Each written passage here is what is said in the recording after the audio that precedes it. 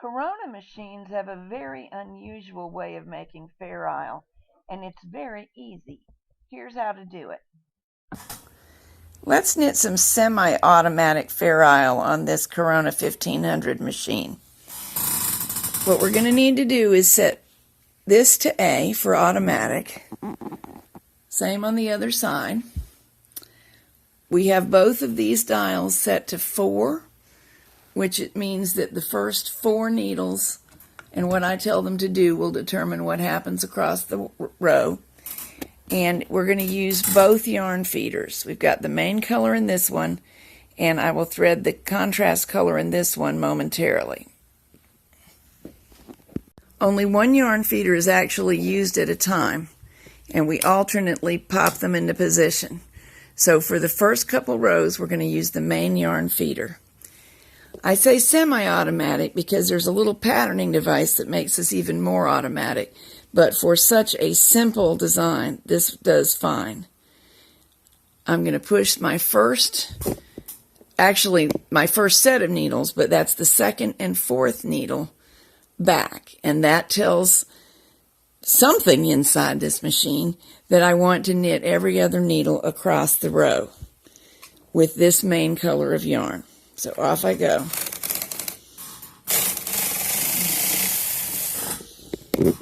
Now on the other end, I'm going to do the same thing. We're already set at 4 and at automatic, and I've already checked to make sure that these are the same needles. Because what we're wanting to do is knit 2 rows of brown. There's our second row. And now we need to switch yarns and knit 2 rows of yellow, having put needles 1 and 3 into the selection position. Time to flip the brown out of the way and thread up the yellow. And from henceforth, while working the Fair Isle, I'll just leave both threaded and alternate them. I'll be holding on to the yarn tail, and over here, 1 and 3. This is the alternate sets of needles. So I should knit on every other needle across in yellow, not the needles that were just knitted with brown.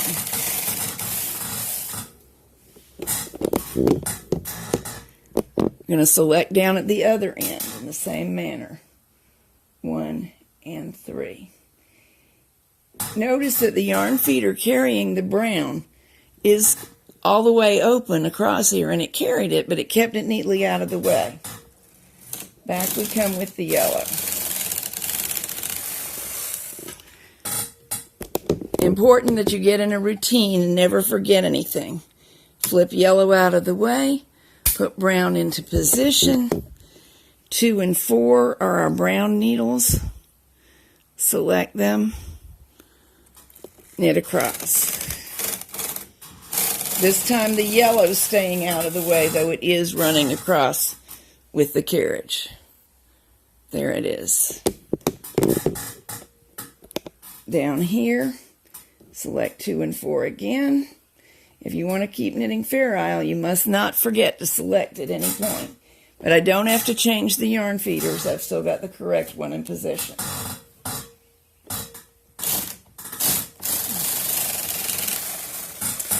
That terrible squeaking is not my coffin, it's a squeaky chair.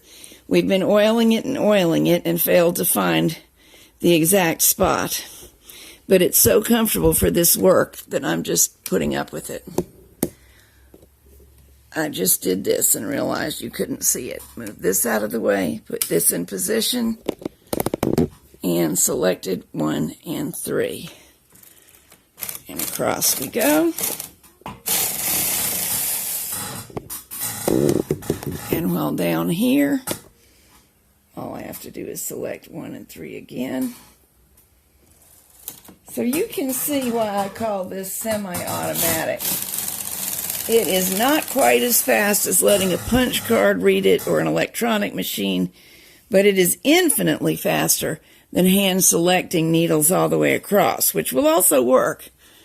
Produces beautiful Fair Isle. Now I'm using a very simple pattern. You can get much, much fancier, and we'll look at that in another video. And here's what happens if you change which needles you're selecting for each color. I started out with 2 and 4 for the brown and 1 and 3 for the yellow the whole time. And then I swapped it, so it was 1 and 3 for the brown and 2 and 4 for the yellow, and the stripes changed positions.